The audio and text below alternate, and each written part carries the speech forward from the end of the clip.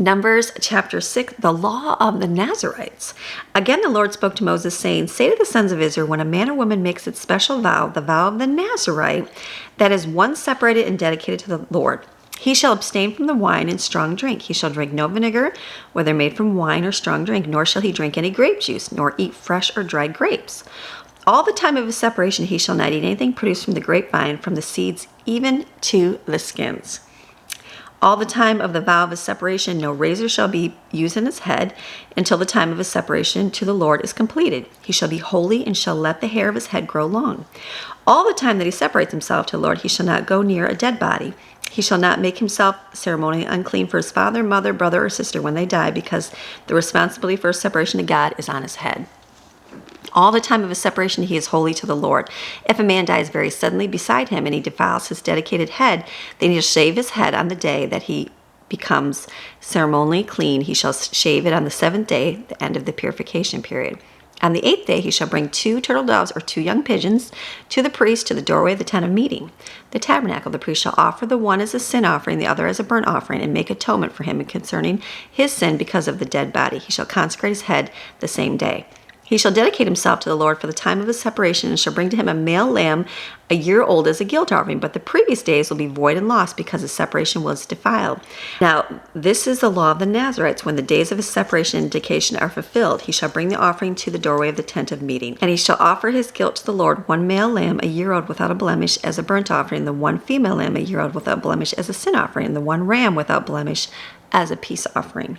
And a basket of unleavened bread, cakes of fine flour mixed with oil, and wafers of unleavened bread spread with oil, along with the grain offering and their drink offering. Then the priest shall present them before the Lord, and shall offer the person's sin offering and his burnt offering. He shall also offer the ram as a sacrifice of peace offerings in the Lord, together with the basket of unleavened bread. The priest shall offer also its grain offering and its drink offering. The Nazarite shall shave his dedicated head at the doorway of the tent of meeting, and take the dedicated hair off his head, and put on the fire which is under the sacrifice of the peace offerings. The priest shall take the boiled shoulders of the ram, 1 unleavened loaf out of the basket, and 1 unleavened flat cake, and shall put them on the hands of the Nazarites after he has shaved his dedicated hair. Then the priest shall wave them as a wave offering before the Lord. They are a holy portion for the priest, together with the breast that is waved and the thigh that is offered by lifting up, and afterward the Nazarite may drink wine. This is the law for the Nazarite who vows his offering to the Lord for his separation, besides what else he is able to afford according to the vow which he has vowed to.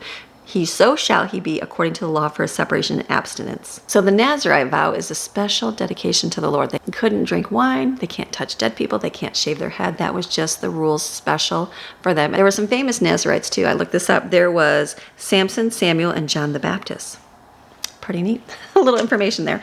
All right, we got Aaron's benediction. Then the Lord spoke to Moses, saying, Speak to Aaron and his sons, saying, This is the way you shall bless the Israelites. You shall say, The Lord bless you and keep you, protect you, sustain you, and guard you. The Lord make his face shine upon you with favor and be gracious to you, surrounding you with loving kindness. The Lord lift up his countenance, his face upon you with divine approval, and give you a peace, a tranquil heart and life.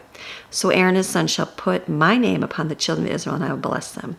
That's a good way to end it, right? The Lord shall bless you and keep you, right? Face shine upon you, be gracious, lift up his face, and give you peace. That's a beautiful, beautiful thing. Can you imagine someone making that vow today? No haircuts, no wine, no touching dead people.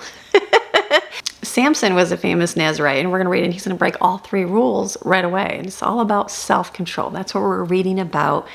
And when we read these rules, it's just about having the self-control that you're going to find that they don't have. So that's one of those fruits of the Spirit to learn to have. And we're reading this. It's like holiness is a choice. You don't have to make it. Just like we don't have to obey God's rules. We don't have to follow what God says in his word here, but choosing to do that, you're going to see that they're going to walk in obedience. And I love the benediction at the end there. Like that is for all of us. That's for all of us to be able to read through. That's a good way to, when you leave people, right? Say, the Lord bless you, keep you. That's a good thing for everybody, because God does want to shine his face on all of us. So this is your daily Bible chapter, reading God's word Monday through Friday. See you again.